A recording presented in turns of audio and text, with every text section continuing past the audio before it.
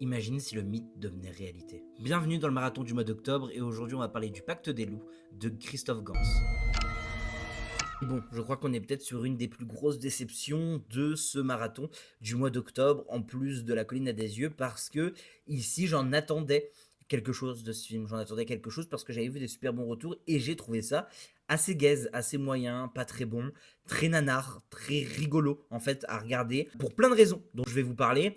Principalement déjà le fait que on a un monstre ici, on parle d'un monstre, on nous le montre assez rapidement malheureusement, alors que le début je trouve est parfaitement amené où on le montre jamais, on voit juste ses crimes ou alors on va le percevoir vite fait mais on va jamais le montrer. Puis en fait au bout d'une heure et demie il décide de le montrer complètement. Et en fait la bête est juste dégueulasse visuellement, c'est au niveau des effets spéciaux c'est vraiment pas joli, elle se mouvoie très mal, ça rentre pas dans le reste du film, ça marche pas du tout et en fait ça rend vraiment un côté nanar au film et c'est vraiment très dérangeant. Et en plus de ça c'est un film qui mélange plein de choses, il y a 1000 histoires, 1000 personnages et tu dois t'accrocher à ça, tu ne sais pas laquelle histoire est plus importante que laquelle, on te parle de plein de choses, on te parle d'histoire d'amour, après on te parle de qui est plus fort que qui, ensuite on te parle du monstre, de qui gère le monstre, et en fait tout le long du film, t'es en mode ok, je comprends rien, il y a 50 000 histoires, même pas que c'est compliqué à comprendre, juste c'est chiant de suivre parce qu'il y a tellement de choses partout qu'on s'y perd. Pareil, le combat c'est un peu ridicule parce que c'est des scènes ultra chorégraphiées qui en fait rendent très très très mal avec des décors qui paraissent très souvent très faux et en fait ça marche vraiment pas. À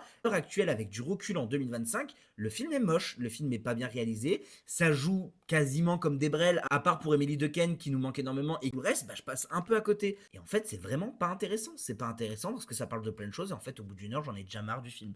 Il y a 1000 façons de raconter des histoires de monstres en ne les montrant pas. C'est la leçon que Spielberg avait avec Les Dents de la Mer. Il le montre très rarement ou alors en très très vite fait ou avec des éléments physiques principaux. C'est ce qu'ils auraient dû faire. Là, ils ont décidé de le montrer au bout d'une heure 30. C'est le pire parti pris possible pour ce genre de film. Maintenant, je sauve quand même 10 dernières minutes à la fin qui sont plutôt intéressantes, même s'il y a ce truc de et allez, il y a encore ça, et allez, il y a encore ça, et allez, il y a encore ça. Et en fait, bah, t'en as juste marre à la fin. Mais autrement, il n'y a pas grand chose à sauver, à part Emily Dequesne, qui nous manque et qui, en plus de ça, est fantastique dans le film.